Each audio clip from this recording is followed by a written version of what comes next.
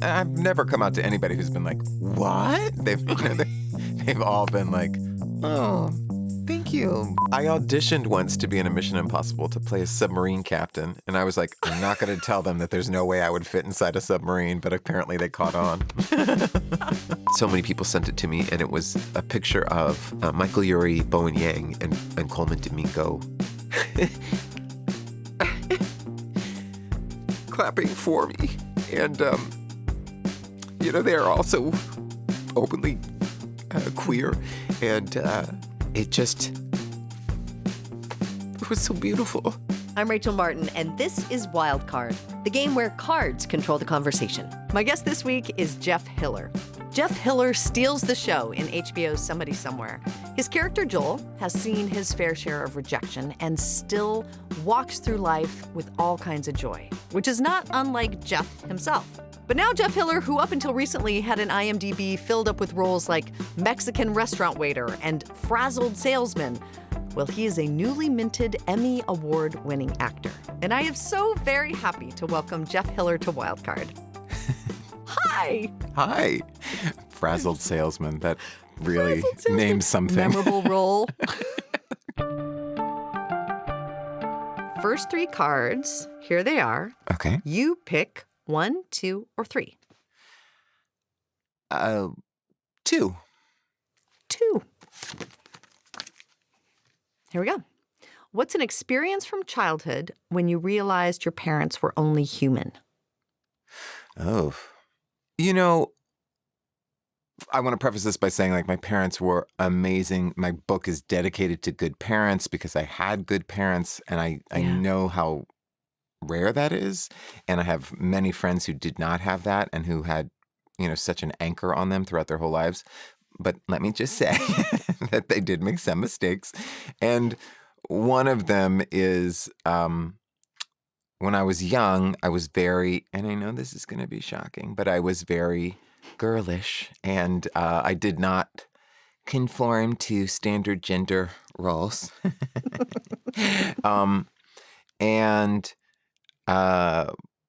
So I really wanted dolls, and they didn't want to get them for me. And they told me, at school, this is when I was quite young. I talk in the book about how my mom really helped me later. But when I was quite young, she really tried to sort of make me be like a different person to make bullies stop bullying me. And it wasn't these words, but it was like, butch it up. It was, be more masculine. And I think that's just only human.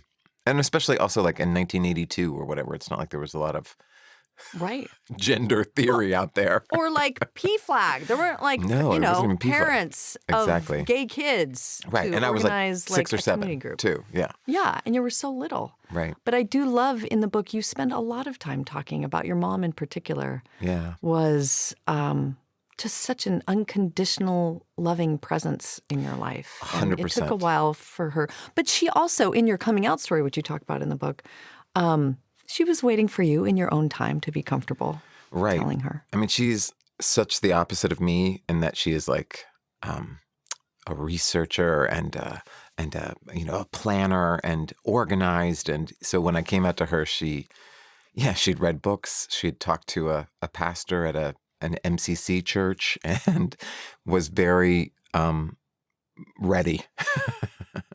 As opposed to me, who's just like, oh, how did I end up here? Why am I sitting in this chair?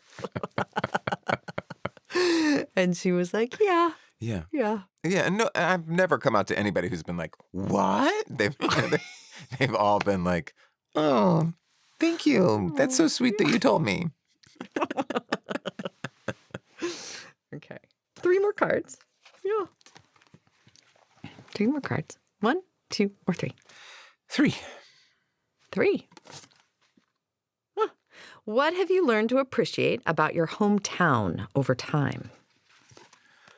Well, my hometown is San Antonio. And a lot of times people will say, you're from rural Texas. And I'm like, It's actually the 7th largest city in the United States, but okay. Oh my God, is it that big? I'm Yeah, embarrassed it used that I to be don't the know 8th. that. Wow. Yeah. You know how I learned that? When I took my husband home, we went to the Riverwalk on a riverboat cruise on the Riverwalk, and they announced it there, and I was like, "Wow, we're huge." It's really up and coming. And it's my sister used to live in Austin, so when I would go home, I would go there. But she just recently moved to San Antonio, and we're both completely like, "This town is great." First of all, it's very affordable. It has very good food. I mean, I'm not saying it's healthy food, but the No, but it is food delicious. it is really good. I mean, it's hard to go wrong with just a bucket of cheese that you dip a chip into. um, and also, what I really appreciate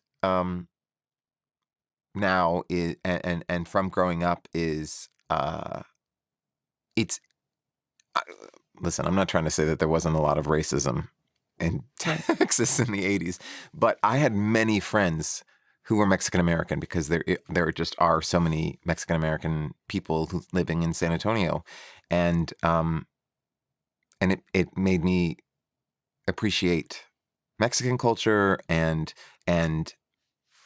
you know Mexican American culture and those mixtures and Tex-Mex food and having tamales on Christmas with chili and so I really appreciate that. What's your When you were hometown? growing up, what's my hometown? Yeah. Idaho Falls, Idaho. Oh wow. Oh, I know. that's I that's don't know different why from it's Twin exciting. Falls. It's just that it That's is different. different than Twin Falls. And how do you even know about Twin Falls? Well, because there was that movie called Twin Falls, Idaho. Oh, But wait, so what do you appreciate about Idaho Falls? we're just flipping with abandon. I mean, mine is such a long story. Here, my short version is that I grew up in a super conservative place, which maybe San Antonio wasn't because it was a bigger No, it city. was. But It completely it was. was. It's 80% Yeah. Catholic. Yeah. Yeah. So not a lot of gay kids walking around None. out and Literally about on none. the streets. I mean, yeah, obviously some, but none openly. right. Yeah, same for where I grew up. It was just a very conservative culture. It's heavily LDS, Right. lots of Mormons in that corner of Idaho. And so I was like desperate to leave it. I felt that it was really suffocating because we were Presbyterians. And as my dad used to say, that we were persecuted religious minorities. we were not persecuted. Listener, we were not. But so I mean, in It's a good joke, though. retrospect, It's a good joke.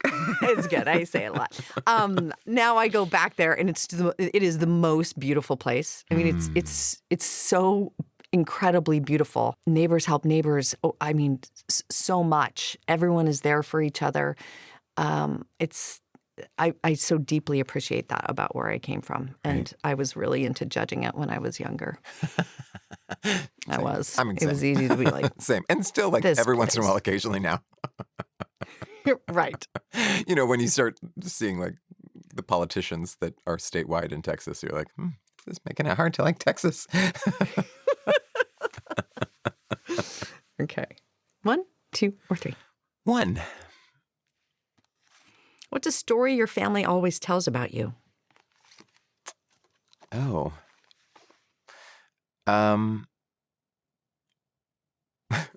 The only one I can think of is so gross.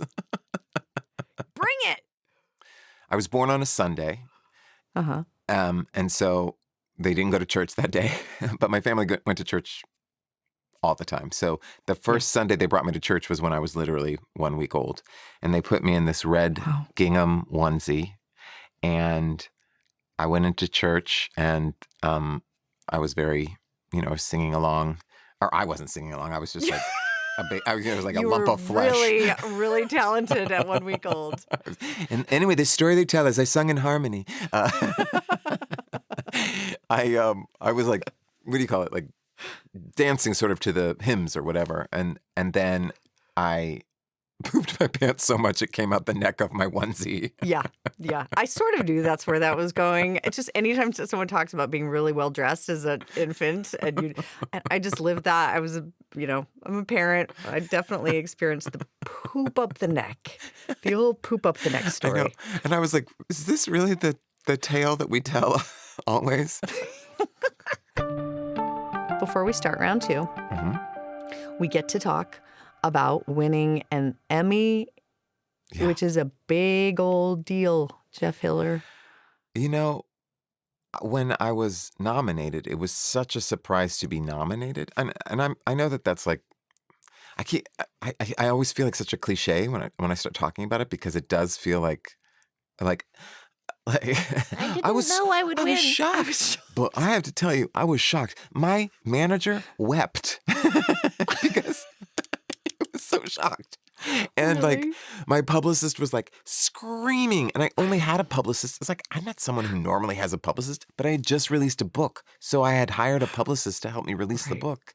And because my so book. It's not like one of these people who's like, and my publicist of 30 years, I think Gina. I mean, this guy I just hired a year ago. I know her from the UCB, so she actually is a friend. But exactly, it's not like my 30-year long publicist. But like, for instance, when I went to meet with HBO, some of the other nominees were like, "We made it to phase 2," and I was like, "What's phase 1?" It's because they hadn't. What is phase 1? Phase 1 is like when you're campaigning to get the nomination.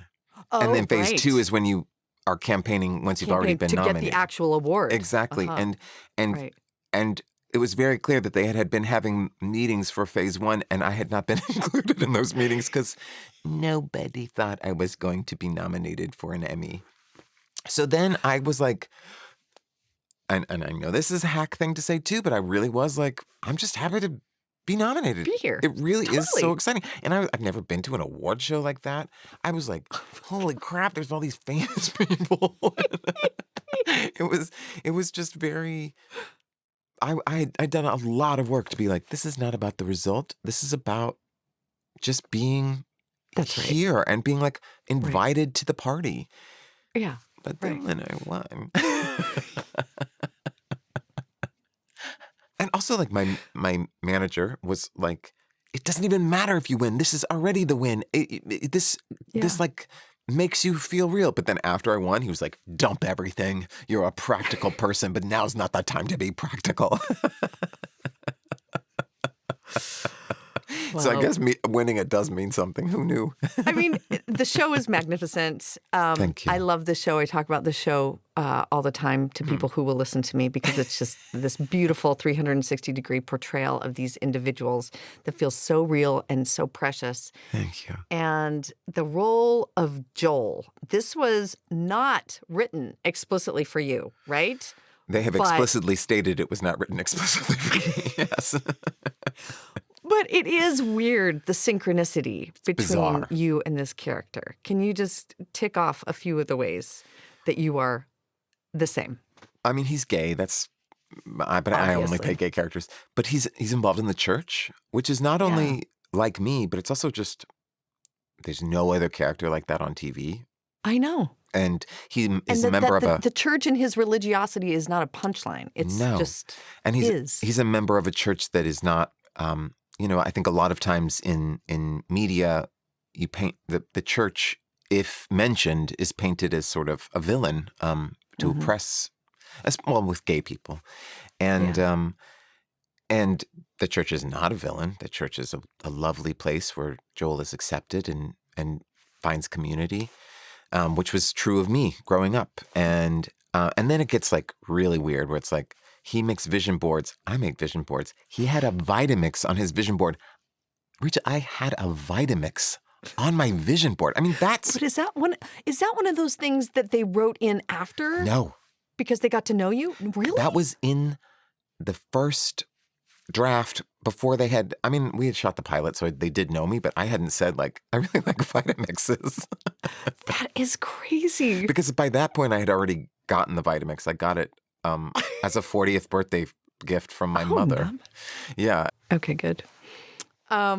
So It is the most vulnerable and intimate friendship that I have seen, truly, on screen, is the one shared between Joel and Sam, who is the central character played beautifully by Bridget Everett. Yeah.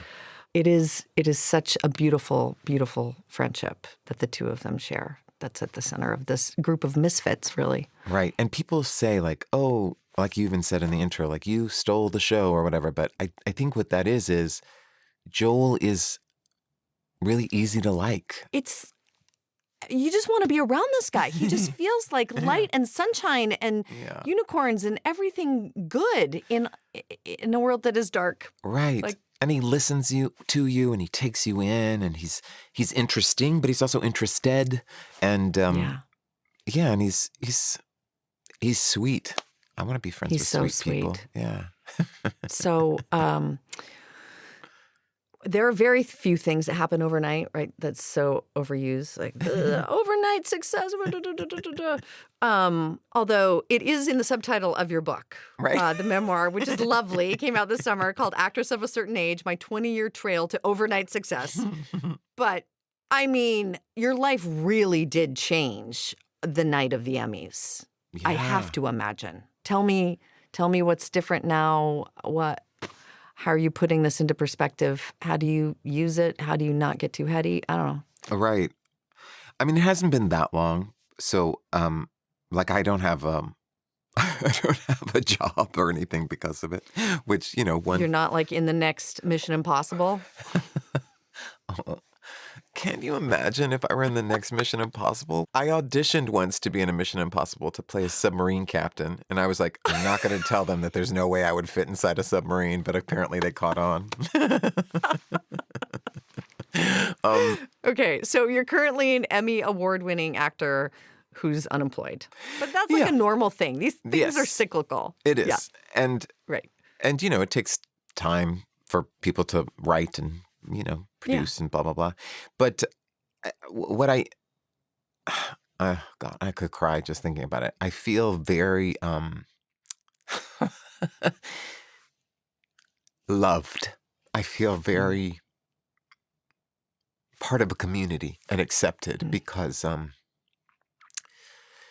so many people have said how happy they are for me. And I think a lot of times you feel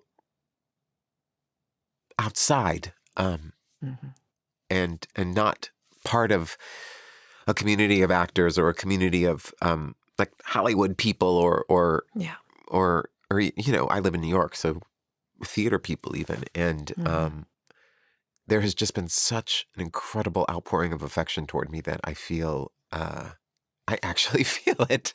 Whereas normally I'd be like, oh, they're probably lying. But it's just come in such a tidal wave. I can't I can't even ignore it, even with my cynicism. Yeah, exactly.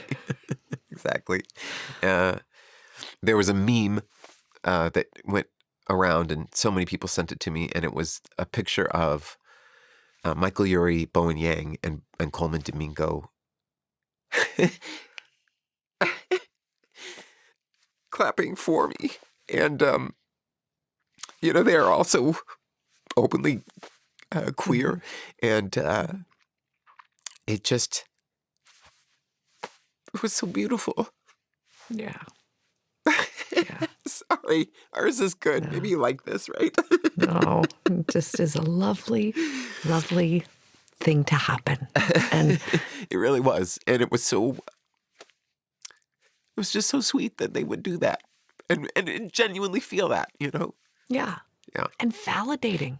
Yes. Validating after a long slog of seeing other people be chosen. And it's such a fickle business. And it is not so much of people's success. It does not hinge on your talent. It's just luck so much of the time. It is. And that's why I didn't want to do a speech where I was like, I'm proof that if you have a dream, it'll come true. Because I'm not proof. I got really lucky, and I'm grateful for that. But if you're an artist who's not getting, financial success or awards, it doesn't mean you're not an incredible artist. Okay, we're going to do round 2. Okay. And which one is this? Insights. Insights. Just like things you've learned about yourself. 1, 2, or 3. 3. 3. How big of a role does fear play in your life?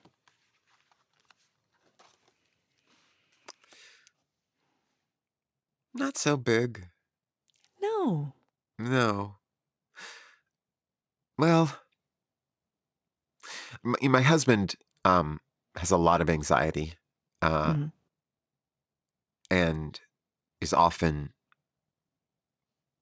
uh, going to the darkest place uh, of possibility, and Yeah. that's really not me at all. I'm, Hmm. if anything, I often go to the best case scenario. Do Um, you? yeah, and then Uh, sometimes you're disappointed, but yeah, I often go to the yeah. I will say fear. I'm very afraid of conflict. So that mhm. is really present. That's what made me such a bad social worker. Um, because What do you mean?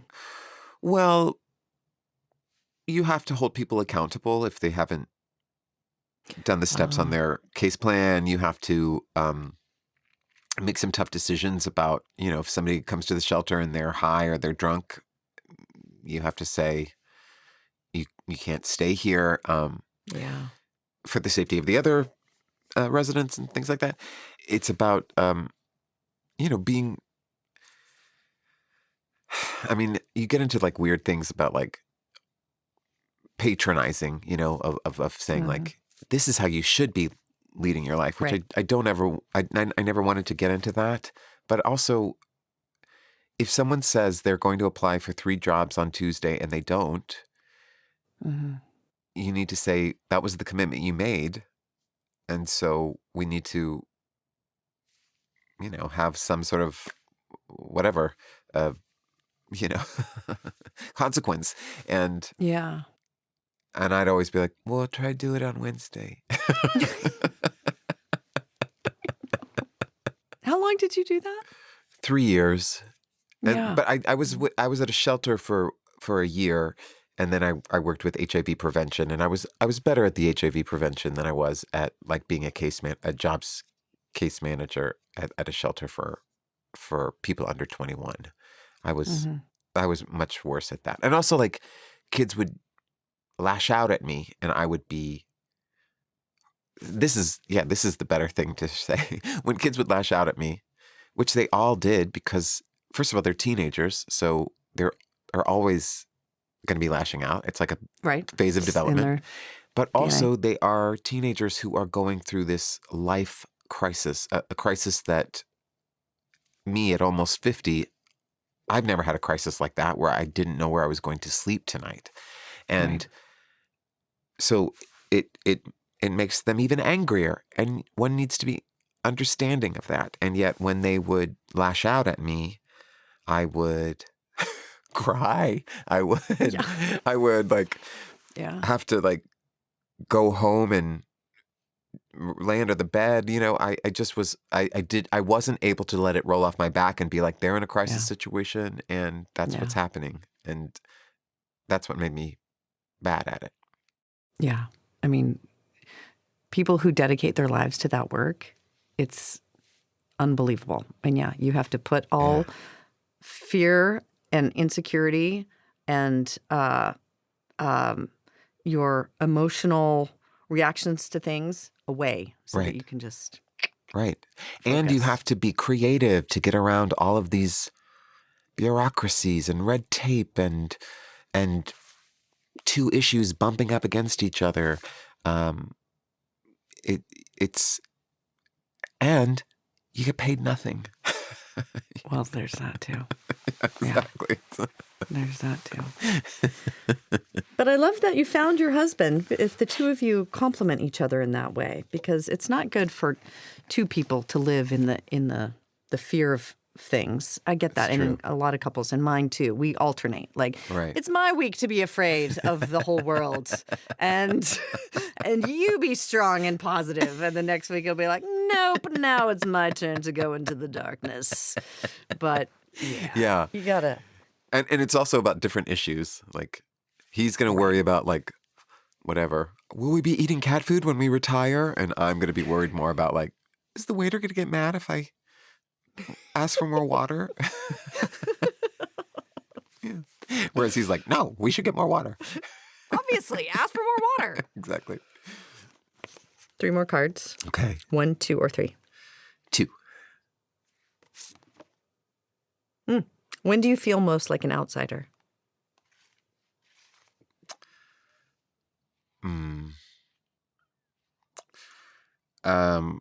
Around heterosexual men. It's unfair, but I was very bullied as a kid. I didn't have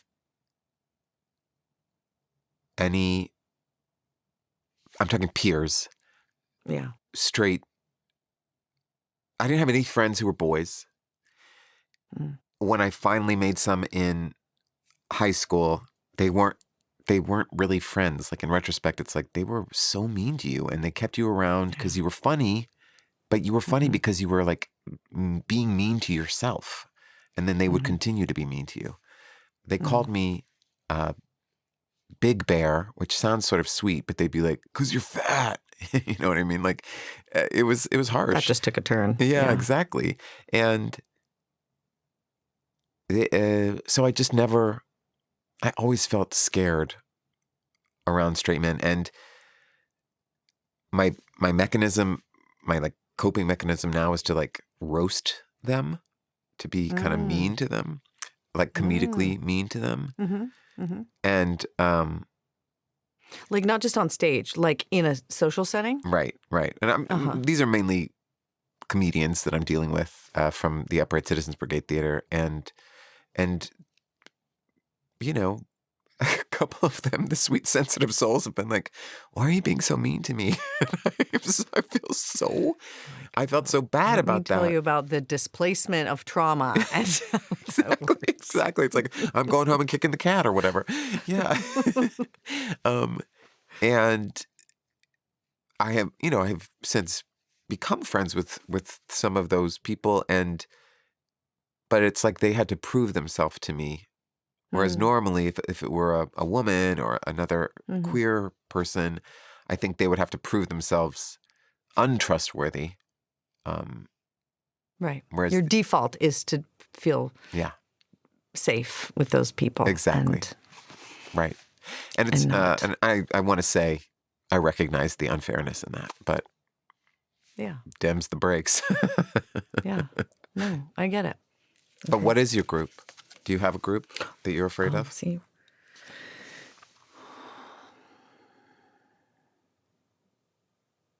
I live in Washington, and every once in a while when I go to like a real Washington thing with like Right. real Washington people, like Yeah. TV media stars and Congress people and just like rich people. And I'm like, why am I even, what? Oh, yeah. What am I even doing here? And then it's not like people are rude, but maybe a little. But I myself can't get over my own perception of being an outsider. Yes. Talk about an overnight change. There's a party the night before the Emmys, and I went to that, and I was like, "Oh, I'm sorry I'm here." And I had the worst time, and I was just like, "Oh, where can I be that people don't look like I'm like a loser standing by myself?" And then the night of the Emmys, the party after, when I'm holding a gold statue, and literally everyone wanted to talk to me because they just want to talk to the winners. It's not like they wanted to talk to me specifically. And talk about your life changing overnight. That was a really different experience of partying. Yeah, totally. Plus, when I'm in those situations, I always fake phone calls when I just feel like I'm out of place. I Well, always where the heck fake were phone you calls. on Saturday the 13th? I I really could have called you, and then you could have gone to the corner. But I don't need someone to call me. I literally fake the whole thing. And then I just carry on like, oh my God, yeah, no. Can you believe it? Like, that is just, I'll talk to him about it on Friday for sure. I would do this as if I were calling someone in the party. Yeah, and it's so loud. Oh, I just, really need to get to a quiet corner. I'm just so busy. Last round, beliefs. Beliefs. 1, 2, 3. What you got? 3, closest to me. Do you think there's any part of us that will live on after we die?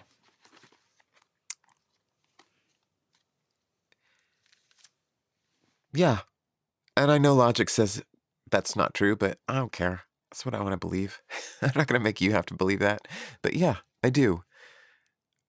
I am having this moment of success. My mom was my biggest cheerleader. Oh my God, I'm going to cry again. Oh God. It's okay. You got My the mom was my tissues. biggest cheerleader. And Yeah. the idea that she isn't seeing this is like too painful to imagine. And so I believe that she's not only seeing it, she's like the architect of it. And Oh, yeah. I know that that's silly. And if you're like, "Ugh, we just go to dirt," okay, cool. I'm not going to try and change your mind, but I do. Yeah. Now, do I believe in like heaven with like harps and wings? No. But I do believe that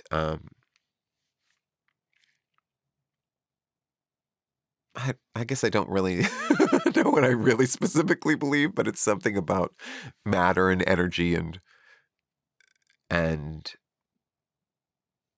my mom getting to see that I had That's right. success. Remind me when she passed. 2016, October 9th, 2016. Yeah. Yeah. When I hadn't when I was like, oh, I hope I can pay my rent this month. Yeah. Yeah. Yeah. My mom died before I met my husband and before I had kids. And it's so weird. Yeah. Like to have this thing that I wanted very much in my life only materialize after she's gone. Yeah. And I'm also woo-woo in that way. She passed in 2009 in May, and I met my husband in October of the same year. Wow. And I also choose to believe that she had a part in making that happen. Yeah. Because I just choose to. And it makes me feel connected to, it makes me feel connected to her. And Yeah. that Worst case scenario, she's aware of it. we get to think about our moms. Right now. Worst case scenario, we got to share this moment. Exactly. But like, Exactly. yeah, I agree. I would imagine that's especially hard with kids. Oh, it's just so strange. Yeah. It's just like such a strange thing Yeah. to become. I don't know. I could talk forever about it. Just like raising children and not knowing. Then my dad had the nerve to die too, and that was super annoying. You guys, I do not know how to parent. I have no idea. I don't even know if I was supposed to do this. Am I even good at it? And now, Right. now what? Now I just like winging a prayer. That's what's happening. I bet you'd feel that way even if they were still around, to be honest. You're right. You're totally right. You're completely. And you know what I'd be saying? I'd be like, oh my God, Mom, that's the worst advice ever. I'm not doing that. Like, Okay, boomer. yeah, okay, boomer. I know how to do this. I know how to parent. I'm going to do it my way. It's so And now true. I'm like, oh, my way. Okay. 3 more. 1, 2, or 3. 1. 1. Well, how have your feelings about God changed over time? Oh, well, It's probably a big one. that is a big one. And people are really curious about, because I write about faith in the book, and people are very much like, do you still go to church every Sunday? And I don't. Church was really about community for me. And I feel I have found a really great community here. But God, the concept of God, Mm-hmm. I mean, it's so radically different than it was as a child. As a child, it was very like, I don't know, paternal in the clouds beard Right. who's maybe going to punish you. Yeah, I was just going to say that. I also, Yeah, yeah. grew up in a church, and like there's a lot of judgment. Right. There's a lot of Right, and it's it's like a loving God, but also I'm sort of afraid. Like, right, and I want to please you. I want to please you. I please you. But Yeah. I think because I had good parents, the paternal thing was nice because I do feel like I felt love from God, and Yeah. now I every time I say this, I always feel like I'm embarrassed, but I improvised a line. I did it in Somebody Somewhere at the end of season 1 when I said, "This is church." Let's set it up. So there's a moment, and you're with We're on a your party people. You're bus. party buzz. And we're laughing and having drinks and being silly and dirty and funny. And Joel yells, "This is church. This is church," because he's been having a time with his church because he feels guilty that he lied to his pastor. And I said that because I believed that. I believed Mm-hmm. that community of friends having joy together, having true joy Mm-hmm. is the presence of God. And I stand by that. Yeah. And also sometimes when I'm writing and I see like patterns that I hadn't planned to put in there being there, I'm like, that was God. And I said it out loud and Who it sounds so knows? cheesy, but I do believe it.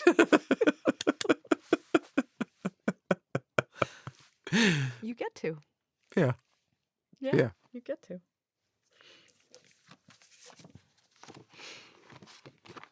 Did your parents believe in the other kind, like the all-seeing, like the actual person in the clouds? Yes, but Or being in the clouds? my mom had a huge shift. I kind of think it was spurred by my coming out, but she had a really big shift between like that idea of God to Mm-hmm. that God was, for her, I think it was less about joy and more about serving other people, helping other people, being kind to other people, which she did. I mean, she did that even before, but I think that was really where she found God because she was sort of injured by the church too and felt very disillusioned with some of the pastors that were at her church and who had done some weird things around money and stuff like that. And and I think for her, she really moved to a place where where God was felt in helping other people. Right. Yeah. And she could channel that for herself. Yeah. By just taking those actions, by just Exactly. But I mean, helping even people. like going to protests and like doing, kind of radical things for what the woman in Texas would be doing. She really wanted to help all people, especially people who were oppressed because they didn't have money. That was like her real soft spot. She grew up really poor. Anyway. She sounds pretty awesome. She really was. She really was. Yeah. Okay, last question. 1, 2, or 3? 2. 2. I like an even number. Well, who or what is your moral compass? Flip, because it's the last question. Flippity-doo-dah.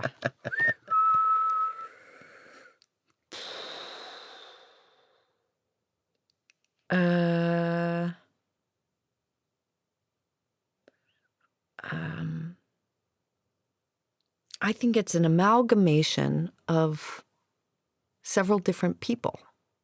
Like, same as you, I was raised in this, in a very religious family. And so my morality was supposed to have been defined by the Bible and these religious tenets and Right.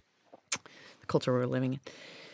As a grown-up, I still look for example. I don't know what I'm doing, right? I don't. My parents set examples for me, and they were both very good people. They were very, very good people. Not perfect people Sure. at all. And so it's not like I would identify them as my sole moral compass, but I take things from each of them, as we all do, I guess, if you have like a loving relationship with your parents. But then there's just, there are a couple of different friends I have. I was just with one of them recently celebrating her birthday. And I told her this. I told her that she is, she's not a person I even communicate with on a regular basis, but her choices, this makes me weepy. Just when people come into your life and you're like, you have wisdom and integrity and a decency about you that I want to imitate in my life. Yeah. Same. My parents are huge, and I do think about my mom all the time about what she would do in situations. And then I literally ask my dad for advice all the time too. But I would also say this, whatever, I'm just going to say it. Joel, I really feel like Really? Yeah, Yeah. like being him, when I played him, like, you know how like to get into an accent, sometimes people have like a phrase or something. And the way that I got into Joel is I just smiled really big. And I do, like people say, like, what are you going to take away from the show? And I do think I take away his goodness, his being decent to other people, and breaking an unjust rule if the rule is unjust. And it's funny, this artist, his name is Jeff Braun. He's great. He has a website. I don't make any money from it. I'm just telling you, he does these fun things. And he has a picture of me as Joel, and he has underneath it WWJD. What would Joel do? And it's cute and it's silly and it's making fun of, in the 80s they had What Would Jesus Do? But I think it's kind of true. Oh my God, you've been deified. Wow, that's bigger than an Emmy. Oh no. That's bigger than This is what brought the Beatles down. I do not. Tread lightly, my friend. I do not believe. I just want to be very emphatic that I do not believe that I am the son of God. I mean, we're all the children of a God, right? We're all the children of God. But also, I know what you meant. Right. But also, like, I would say, like, the New Testament God, which is, it's cherry picked a lot to say otherwise, but really the main thing that they say over and over again is to love people. I mean, Yep. over and over and Period. emphatically. And They really say it a lot. it's to the point where it's like, have y'all not heard? Like, it's We get it. pretty clear. Yeah. And yet. So And I yet. would say, that that's a pretty big moral Yeah. compass as well. Yeah, that's a good one. This is the headline. Jeff Hiller says, follow the Bible, and I am the son of God.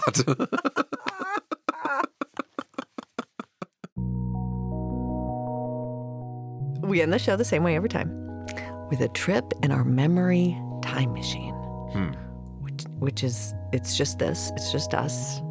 But then I go like this with my fingers. And through this process, you are transported to one moment in your past.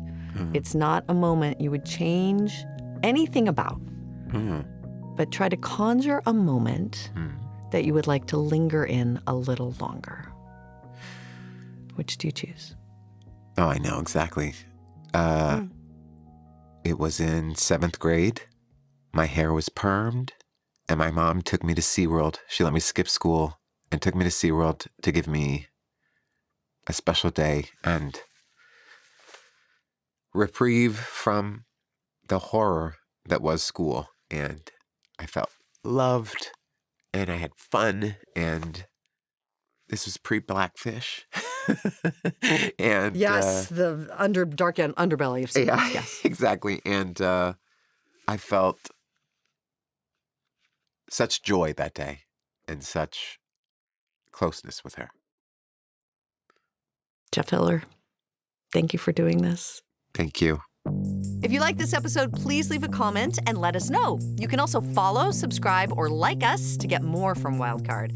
And if you want another episode like this one, check out my conversation with the author John Green. Like Jeff Hiller, he just seems like a decent human being who wants to help people. And he also had lovely things to say about his relationship with faith.